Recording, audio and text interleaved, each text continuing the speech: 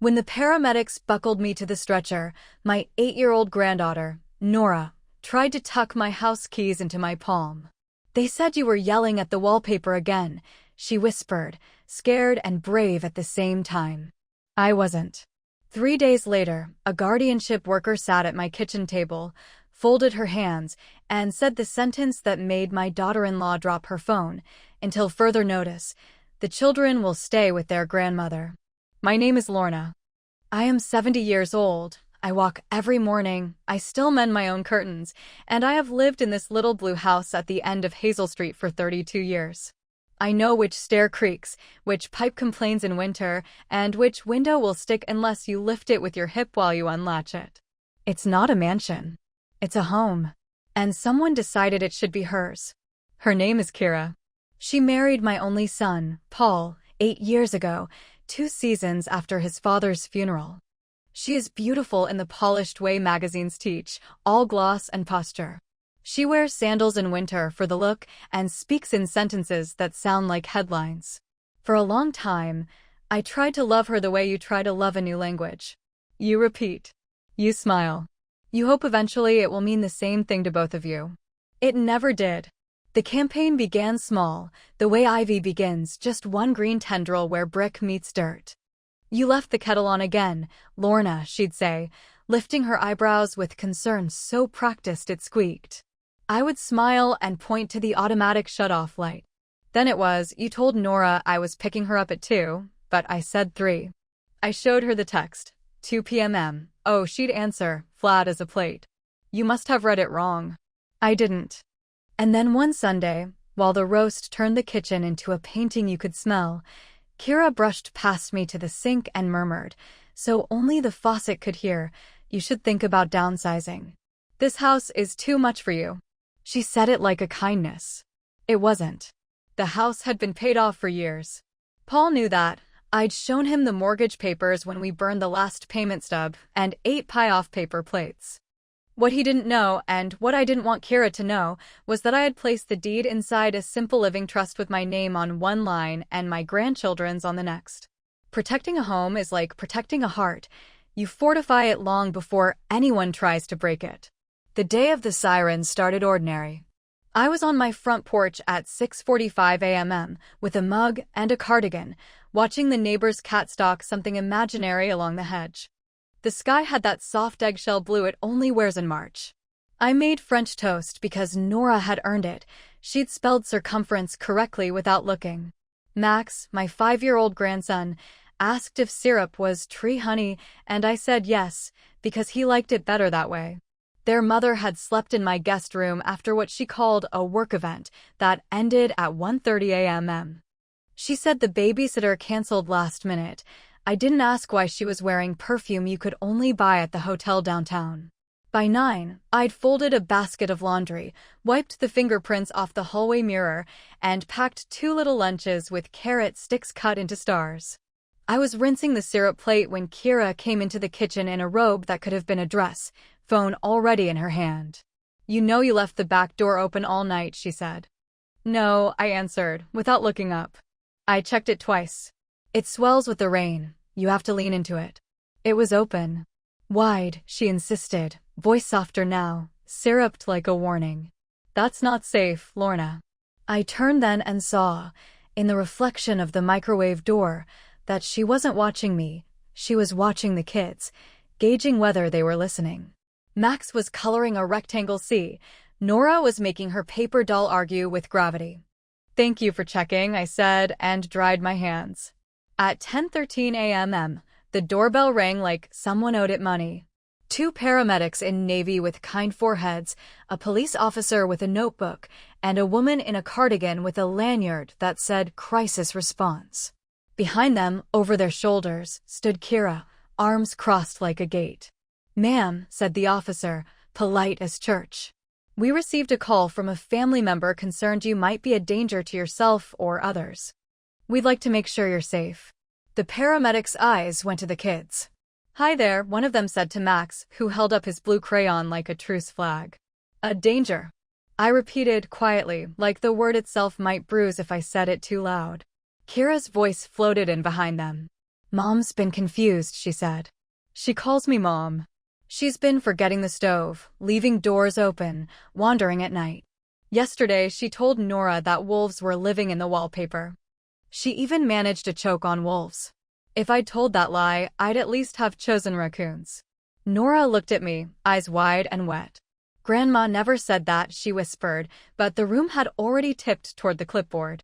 Ma'am, the crisis response woman said gently, sometimes stress can make us disoriented.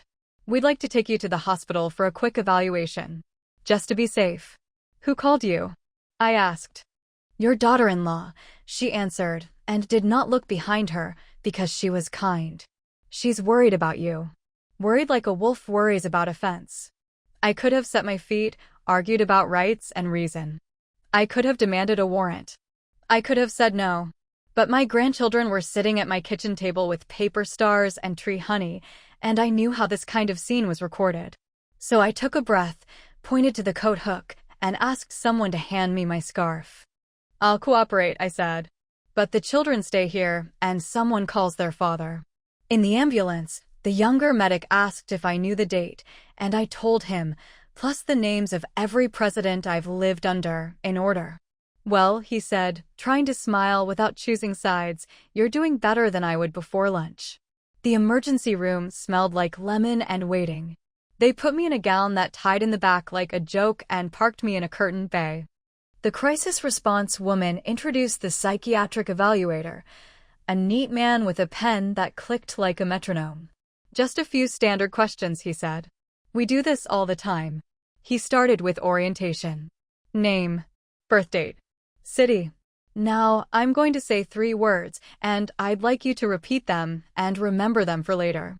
He cleared his throat. Tulip. Spoon. Window. Tulip. Spoon. Window, I repeated and pictured each where they belonged, in soil, in stew, in sunlight. Please draw a clock that shows the time 11:10. I sketched the circle like a wedding ring, ink steady. I placed the numbers where numbers go, not in a heap in one corner the way people fail. I set the hands exactly where 11:10 lives, long hand on 2, short hand between 11 and 12. While I drew, the gown tickled my shoulder where it gaped. I pressed it closed with my elbow, the way women are taught to save their own dignity with whatever limb is free. Count backward from 100 by sevens. 93, 86, 79, 72, 65, I said, and thought about the grocery budget I'd wrestled at that age. 58, 51, 44, 37, 30, 23, 16, 9, 2. He looked up, surprised I'd go all the way to 2. I smiled. And if you prefer, I can name rivers from memory instead. There are more of those. Please copy these intersecting pentagons. I did. Fold this paper, put it on the floor, then place your right hand on your left ear. I folded, placed, crossed. He asked me to name as many animals as possible in a minute. I gave him a zoo and a farm and a field guide. He asked me to explain the proverb about not counting chickens before they hatch. I told him it's about the futures we spend before we earn them, and I nodded toward the curtain where my future was currently being itemized. Kira arrived mid-exam, somehow elegant even in fluorescent light. She touched the evaluator's arm like she was tapping a screen. I'm just so scared, she said. Last week she drove Nora to school and forgot how to get home. She called me crying from a gas station. I called you, I said calmly, because there was a car accident on Northland and the police diverted traffic. I took the long way through Meadow, and the dirt shoulders were muddy. I asked you whether Meadow had reopened after the water main work because your husband lives on traffic apps and I thought you might know. I never cried. I dislike crying in public. The world doesn't know what to do with old women's tears. The evaluator looked from her to me like he'd stumbled into a play where the actors had swapped scripts. He tapped his pen. Mrs. Hart, he said, to me, and I was glad he'd chosen my name instead of the easier word. Would you mind if I spoke with you alone? Kira stepped back, but not far. I could feel the air of her attention through the thin curtain. He lowered his voice. Do you feel safe at home? Odd question for a woman in a gown. I feel safe in my house, I answered. I do not feel safe in the presence of someone who lies about the contents of my wallpaper. He paused, then did the thing good evaluators do when they sense a wider story. Has anyone tried to change your finances? Your living arrangements? I told him the truth in 3 sentences. The suggestions to downsize, the helpful offers to manage my prescriptions and mail, the sudden concern that my bedrooms were wasted space, when they were, in fact, books and quilts and a dollhouse my husband built when Paul was 6 and thought he wanted a sister. Thank you, he said softly. He looked at the clock I'd drawn, at the pentagons, at the neat answers across his form. He clicked his pen closed. I don't see any grounds for a hold. We'll run labs, but every cognitive screen is intact. If anything, you're the clearest person I've spoken to today. Please write that down, I said. Some battles need paper armor. He did. And he handed me a copy to take home. They discharged me just after 2. Once a nurse with sharp eyeliner and a soft heart brought me tea and told me about her grandmother who kept crossword books by the sink. I tied my own gown strings while I waited for the hospital to find someone to drive me back. When Kira realized I wasn't staying, she floated by the nurse's station and frowned at the paperwork like it had misbehaved. There must be some mistake, she told the evaluator. You promised to keep her for observation. I didn't, he said quietly. She's oriented, coherent, and cooperative. You did the right thing calling if you were truly worried. But there's no clinical basis for a psychiatric hold. The words were kind. They were also a door closing. At home, my porch smelled like morning again. Someone had tidied, someone had not known where anything goes. The sugar bowl had migrated to the mantel. A photo of Paul at 6, missing 2 front teeth, mud from the creek dried like a map on his shins, had been turned face down on the bookcase, as if it offended somebody's sense of symmetry. I set it upright. I set myself upright. And I made a plan. You learn things living long. You learn that truth without proof is just weather. You learn to keep a notebook where drama wants to keep you. You learn that there is a difference between making a scene and making a record. I bought a spiral-bound notebook with lemons on the cover and wrote the date on the first page. I wrote what time the sirens came, the names of the people who wore lanyards, the tests I took in a gown that wouldn't behave. I printed the evaluator's summary and slid it into a plastic sleeve. Then I walked room to room and put my house back where it belonged. If the story ended there, it would be just a good day. But Kira is a woman who treats no like a detour. 2 days later, she arrived with a smile and a pie she did not make. We need to talk, she said, and set the pie down like it was a warrant. For your safety. My safety is full, I answered, but you may sit. She launched into statistics. How many seniors fall? How many get scammed? How many forget to turn off stoves even if they have lights to remind them? Then she brought up the topic that had been chewing on her since autumn, the draft care agreement she'd typed for me to sign. It said that because I was declining, she would be listed as my representative, allowed to make essential decisions regarding health and residency if needed. It also referenced my primary asset, my house, couched in phrases like resource allocation and strategic planning. It was a paper that meant one thing if you trusted the person holding it, and a very different thing if you didn't. It's generous, she said, tapping manicured nail to signature line. Proactive. I looked at the line. I thought of my husband, who built a dollhouse that still smells like cedar, who taught me to bring work gloves to every conversation where someone says, proactive. No, I said, and slid the paper back. I already have documents. And a mind.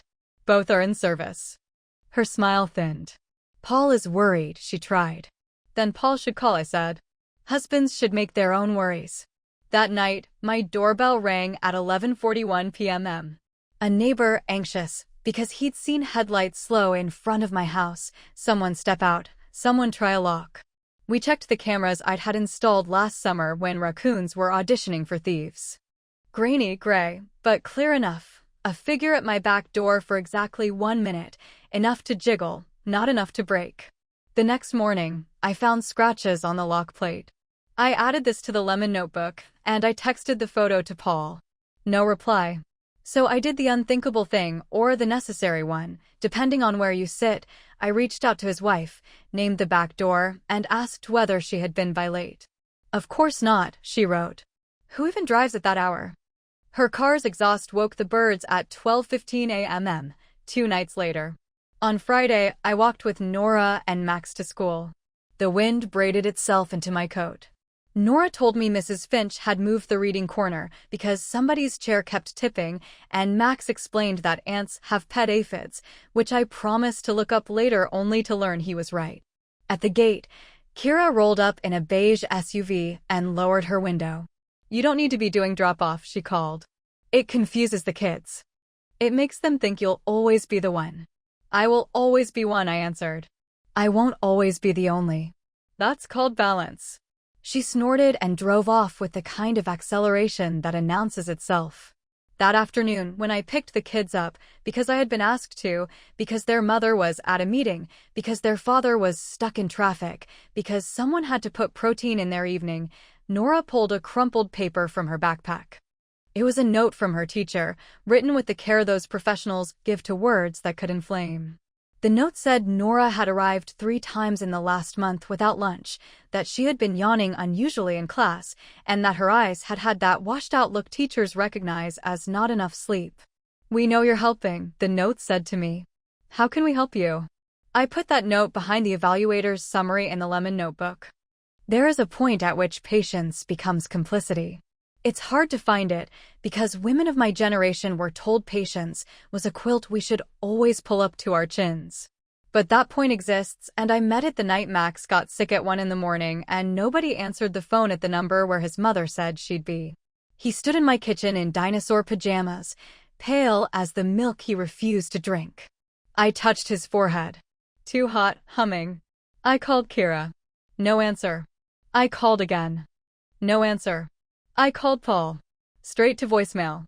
I wiped Max's face, sang the song I used to sing to Paul when he had croup, the one with the ship that never sinks, and put a damp cloth on his neck. Then I buckled Nora and Max into my car, told the house to keep breathing without me, and drove to urgent care, where a nurse named Alma put a cool bubble of medicine into a fevered little mouth and told us we'd done the right thing. We got home at 3:12 a.m. My front door had been propped open with a planter. Inside, the living room light blazed. The coffee table had moved 2 feet left, the couch cushion lay on the floor like an accusation, and my lemon notebook lay open on the arm of the chair, as if it had tried to run. I ushered the kids into the guest room and made them a nest of quilts. Then I walked back to the living room and looked at the notebook. It had been flipped to the page with the teacher note. A smear of something lip gloss? Shone across the margin. The only other thing out of place was the bottom drawer of the hall desk, the one with my file folders, the one that sticks unless you jiggle it and press, which only people who live here know. The next morning, Kira texted. "I stopped by last night. Your porch light wasn't on. You should get a timer. Also, Max's backpack is at my house." Max was at urgent care, I wrote back. "He had a fever. Why didn't you call me?" She answered, and I had to put the phone down so I wouldn't break the part that wasn't guilty. "I did," I wrote after 10 breaths. "Twice." She replied with a photo of a wine glass on a marble counter. My phone was on vibrate. Meetings. That afternoon, I called the number on a card a teacher had once pressed into my hand when I volunteered at the library, the number for the county's family and child services. I sat at the kitchen table with the lemon notebook and told a steady-voiced woman named Ms. Reyes everything. I told her about the late nights and the empty lunches and the back door and the pie that was a warrant. I told her about the note from the teacher and the fever, about the hospital evaluation and the gown that wouldn't tie, about the way lies were being woven like a basket around my name. "Do you believe the children are in danger?" she asked, and I hated that I had to choose a word like that for a family I had spent my whole life building. "I believe," I said, "that when adults play with matches, children breathe smoke." She was quiet for a long time. Paper moved. Keys whispered. "Thank you for calling," she said. "I'm assigning this for immediate response. Please don't tell the mother. We'll come by to speak with you this afternoon." When Ms. Reyes arrived, she didn't come alone. The second woman wore boots that said winter. The third carried a canvas bag with packets in it that said options. They sat at my kitchen table. How many decisions of consequence have been made at a kitchen table? And listened without blinking while I walked them through the lemon notebook. When I finished, Ms. Reyes asked to see the children. Nora had been coloring a whale the size of a bus. Max was building a city of blocks where every road curved toward a pretend park. Ms. Reyes knelt, made her voice small, and asked them what they ate for lunch, who helped with baths, who reads at bedtime. She asked about hands, about voices, about the door at night. She did not plant fear, she watered truth. When Kira pulled up, as if she had been alerted by some sense that flickers when an audience gathers, the Boots woman went to the porch to meet her. From my chair, I could hear the timbres in Kira's voice, bright, high, outraged, then low, smooth, strategic. She came in all storm and softness. "What is this?" she demanded, looking at the badges at my face. "Lorna, how could you? Calling them on your own family." She took a breath and swelled with tears. "She's been unwell. I tried to get her help. I called for a welfare check because I was scared." "You called for a psychiatric hold," I said, quietly. "Because you were planning to move my furniture." Ms. Reyes held up a hand that held the room still. "Ms. Hart," she said to Kira, "we received a report that the children may be unsupervised during late hours, that their basic needs are not consistently met, and that there may be attempts to undermine their grandmother's stability in order to secure control of her residence." "That's ridiculous," Kira said. "She's inventing drama to feel important. She's 70. She can't keep up." She pointed at my lemon notebook as if it were a weapon. "She keeps a diary of us." "That's creepy." "Keeping notes is not a crime," Ms. Reyes said. "It's a memory aid and a record." "My children are happy," Kira cried, and Nora flinched just enough to count. "They love me." "Ask them." "Don't you love me?" she added, turning to them with a smile that had directions. "Love and safety are not interchangeable," Ms. Reyes said. Then she asked for the teacher's number. They made calls from my porch while clouds were arguing about rain. Mrs. Finch confirmed lunches forgotten and yawns catalogued and eyes washed to gray. The nurse at urgent care faxed over a note with a date and a nighttime and a diagnosis and a mother's phone that didn't answer.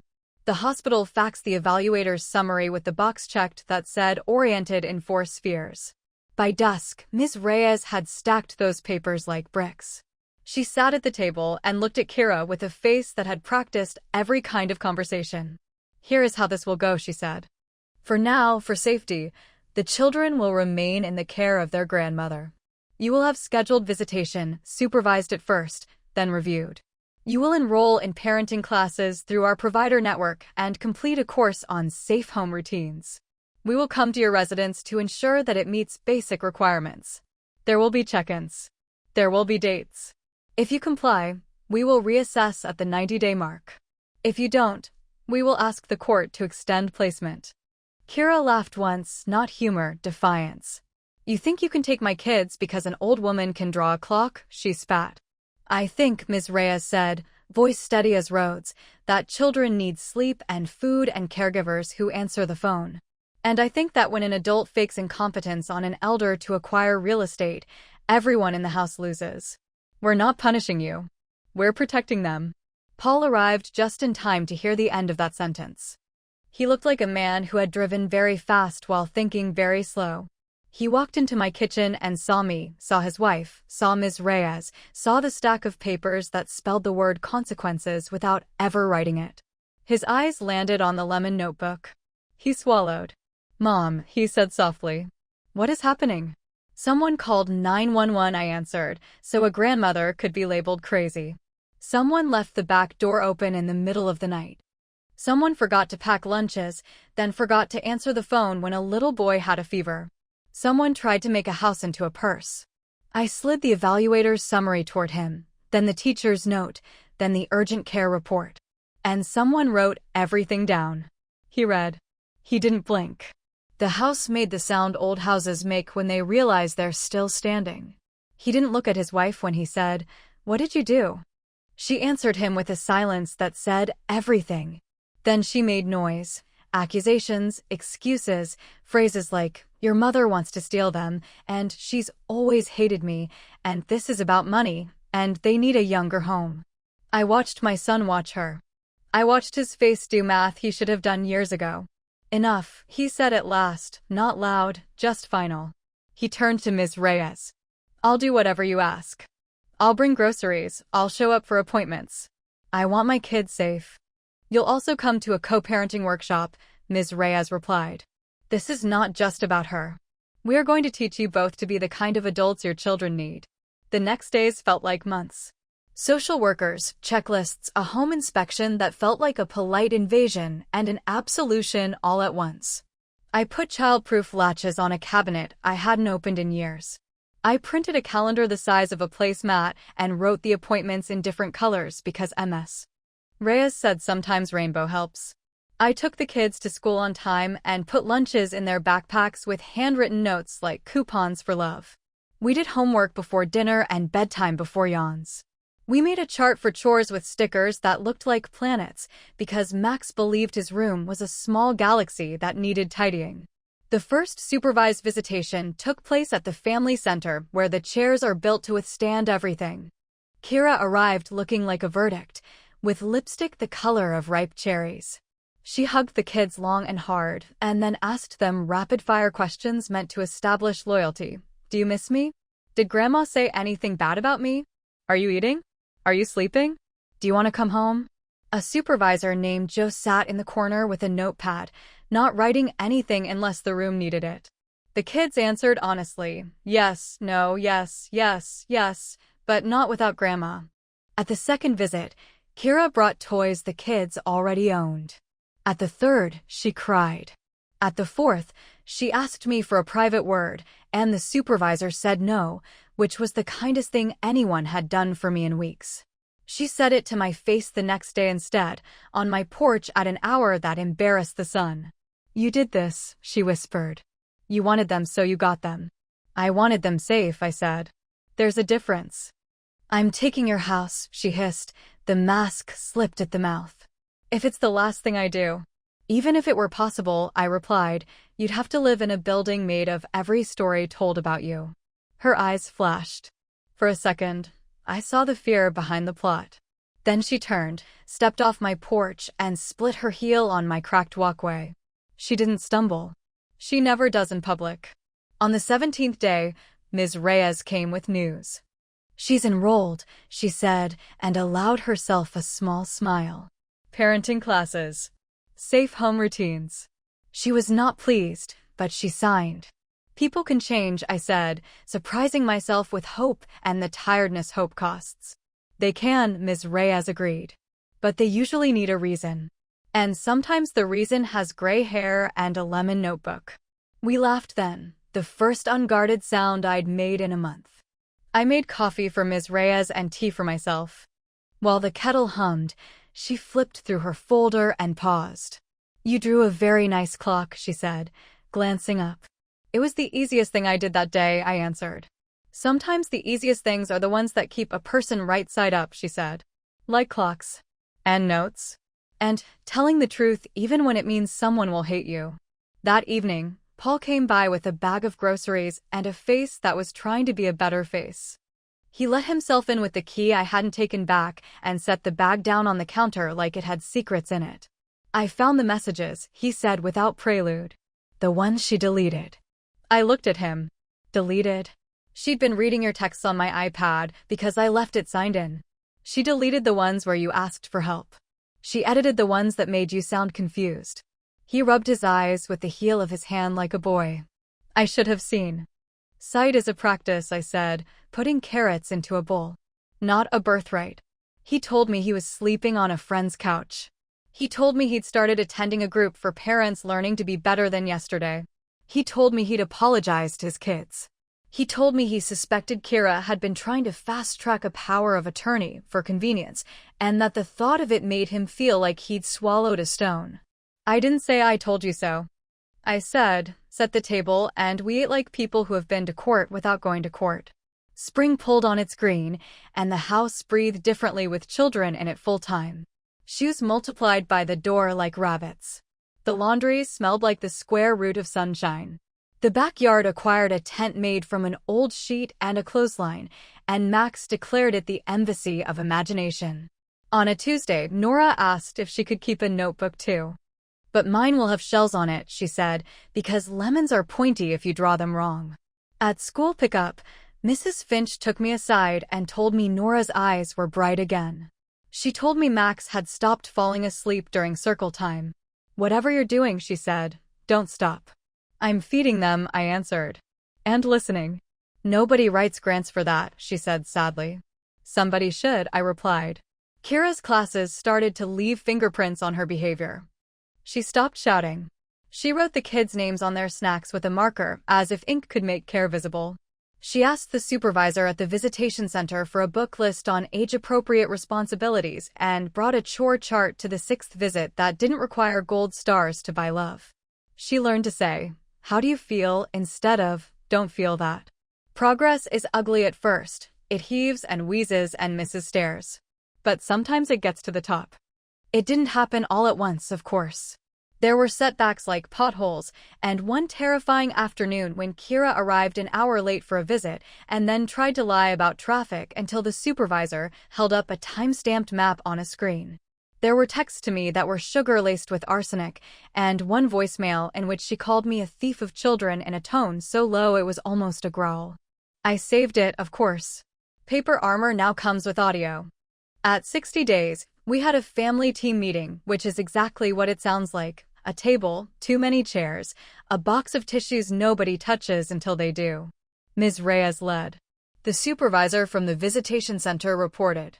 The teacher called in and said the children had forgotten what sullen meant and remembered what silly meant. The parenting instructor, a woman with hair like a halo of math, said Kira was doing the work, like actually doing it, not just waiting for permission to stop. I spoke last. I said I wanted a future big enough for everyone who was trying to be better. I said I wanted safety to be a habit, not an event.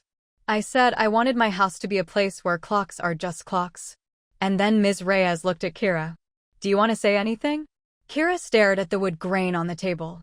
When she lifted her head, something behind her eyes had shifted half an inch toward human. I thought, she said, slow and careful, like every word had to pass an inspection, that if I made her look weak, I would win. And then I learned that making someone look weak doesn't make you strong. It just makes everyone smaller. She exhaled. I want them back. But I want them back in a way that doesn't hurt them. Silence. You could hear a calendar turning. Then keep doing exactly what you're doing, Ms. Reyes said. And a little more. The 90-day review came with a sky so blue it made the blossoms look embarrassed. We met in the same room with the same chairs and the tissues that waited like saints. Ms. Reyes read from a sheet that had more check marks than empty boxes. She spoke slowly, like the words were bricks. The children are stable. The home is safe. The mother has completed phase 1 of parenting courses and is in compliance with visitation. We recommend the children remain with their grandmother for now. We recommend increased unsupervised visitation in incremental steps. We recommend the mother complete the advanced course on child development and safe routines. We recommend the father attend a co-parenting workshop and continue involvement in day-to-day care. Kira's jaw clenched once, old reflex, but she nodded. Paul nodded, too, like a man who had finally found a map that was not lying to him. On the way out, in the corridor that always smells like pencil shavings, Ms. Reyes squeezed my hand. You don't often see this, she said, meaning all of it, the progress, the rise. You gave them a bridge. I gave them a clock and a notebook, I said. The rest they built. She smiled the way people smile when they wish they could hand you an award shaped like gratitude. And a home, she added. Don't forget that. Kira asked for a meeting with me alone after that, which I agreed to have at the family center with Joe hovering like a plant. She sat down across from me, hair in a practical ponytail that announced study, not battle. I'm not going to apologize for everything, she began, classic Kira, but then she took a breath and tried again. I am sorry. For enough. That's a good start, I said. Do you know why you wanted my house? She blinked. It was security. An asset. A plan. It was an answer to a question you hadn't asked, I said. Which is, what is enough? If you use people to feel safe, you will always need a new person. Houses don't fix that. I know, she whispered. Now. She looked small then, for the first time since I'd known her, small like someone standing at the mouth of a tunnel and choosing not to walk into it. I still want us to sell it eventually, she admitted. When it makes sense. When you're ready. Or never. She lifted her chin. But not until your name is the last word on the paper. My name is already on the last line, I said, and watched her understand that I had always been 2 steps ahead, not because I was clever, but because I'd been scared. We set new routines. Wednesdays, the kids stayed with her for dinner, homework, bedtime, the whole kit of ordinary. Sundays, she came to my house and watched me teach Nora to cut butter into flour until it looked like peas, which is a way to make biscuits and a life. On the nights the kids were with her, I sat in a quiet living room and tried not to measure the house by its noise. I read books. I mended a curtain I'd been ignoring since January. I wrote in the lemon notebook about the absence of sirens. On the first Wednesday of unsupervised visitation, Kira sent a photo at 7:45 p.m. Nora in pajamas reading to Max, the light just so, the room picked up without being unnatural. Lights out at 8, the caption read. Toothbrushing accomplished. I have glitter everywhere. Why does toothpaste sparkle? Because they know we need a reason, I texted back. Good job. At 180 days, the court stamped a signature on what the workers had already made true. Temporary placement continued, with a roadmap for reunification. This is not forever, Ms. Reyes reminded us. This is for now. For now matters. It's where always lives. On the way home from the courthouse, we drove the long way, past the creek where Paul had worn the mud that dried like a map and the bakery that had changed owners 3 times and still made cinnamon rolls that tasted like January. We pulled into the driveway, and the house looked exactly the way it always did, which is to say it looked like forgiveness with a roof. Grandma, Nora asked that night while I tucked her in, are you crazy? No, I said, and kissed her hair. I'm tired. And stubborn. And sometimes sad in the middle of the afternoon for no reason. And I cry at commercials about dogs. Same, she said solemnly. I might be a little crazy about you, I added. She giggled. Same, she whispered. Max lifted his head from the pillow. Can we draw a clock? He asked. I want to draw a clock like yours. So we did. We drew circles and numbers, and I showed him how the small hand and big hand are not enemies, only partners with different jobs. He drew his hands at 8, and I pretended not to notice.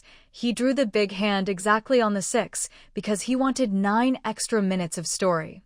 Grandma, he murmured when the room was almost dark, what if the wallpaper wolves come? We don't have wolves, I said gently. We have paper. And paint. And sometimes shadows. And a notebook, he added, very serious. And a notebook, I agreed. The next morning, I woke early, because mornings are when repairs are easiest.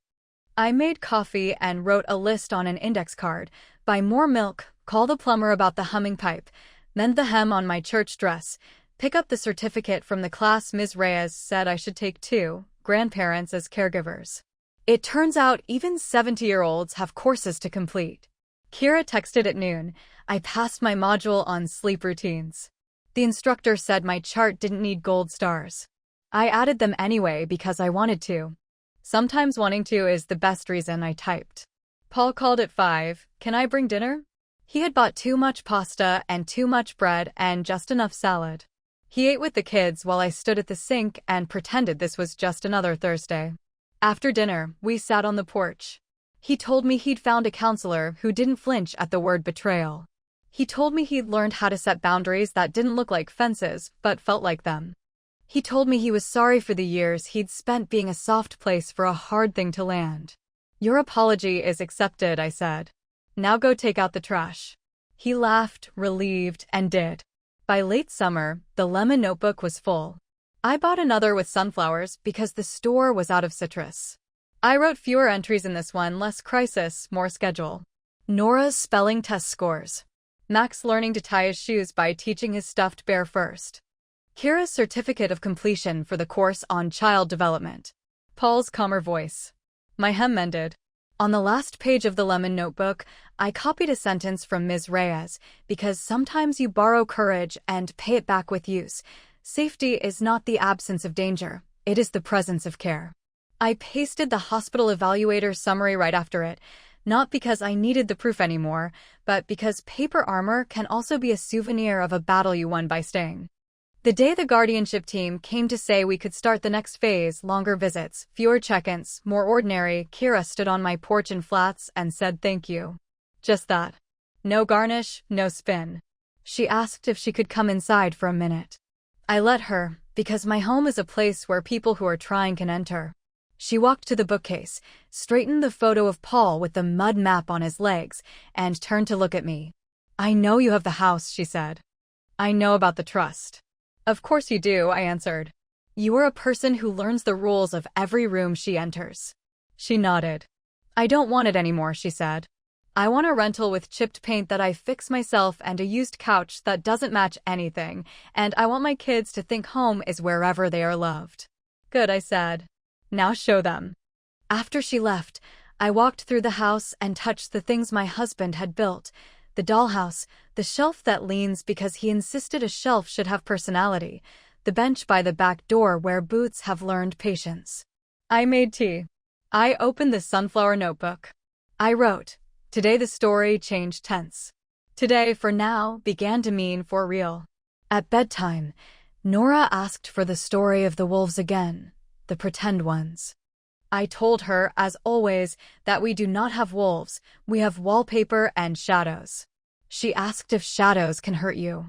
I told her no, unless you give them names and invite them to live in your head. What do you do then? She asked, brave as ever. You turn on the light, I said. You write it down. And if someone tries to make you smaller to fit their idea of safe, you stand on a chair and become taller. She grinned. Like this? She asked, standing on her bed and nearly hitting the ceiling. Exactly like that, I whispered, and pulled her down into a hug that made the clock on the nightstand forget itself for a second. When the paramedics buckled me to the stretcher that first day, Nora tucked my keys into my hand. I couldn't hold them then. My hands were busy with dignity. But I hold them now and they are light. Not because the metal weighs less, but because my home is no longer a target. It is a place where the people inside learned how to be more than the worst thing they did when they were scared. If you came here for revenge, I hope you leave with something better. Revenge is a quick burn. Guardianship is a long light. And as for the tests? I keep a clock on my wall with hands I can set myself. Every morning, I draw it again in my head, neat numbers in their places, proof that time still answers to me. Every night, I close a notebook that says today happened and the truth survived it. The end of the story is not a gavel. It is a schedule with names on it, a kitchen table that has heard everything and still holds the weight of plates, a porch where apologies are not extinct, and a house that remains mine because I remained myself. They tried to write crazy on my forehead. I wrote grandmother back in ink. And when Miss Reyes said, the children will stay with their grandmother for now, I looked at my lemon notebook, at my drawn clock, at my granddaughter's hand in mine, and I thought, for now is big enough to build always inside it. My grandmother told me this story. Thanks for watching this video. Bye bye!